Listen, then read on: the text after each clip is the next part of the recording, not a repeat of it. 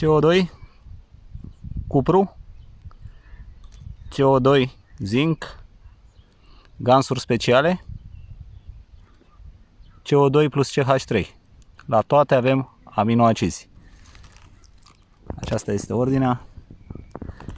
Cultura de smeură de la nucet, care este irigată și unde am pus din loc în loc aceste aplicații pentru a plasmatiza toată cultura bio.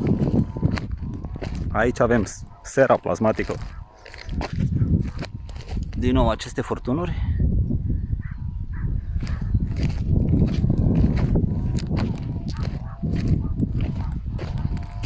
Apa cu care este hrănită este apa de aici, la 200 de metri, apa alcalină, mineralizată.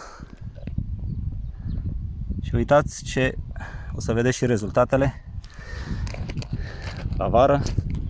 Să vedeți ce smeură va crește pe această cultură de la Biohouse, gospodăria Biohouse Nucet. Avem și aici.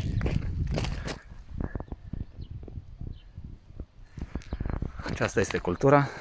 Acolo este domul plasmatic. Aici este sera plasmatică, unde de câțiva ani se face. Și undeva în livadă avem și o piramidă plasmatică.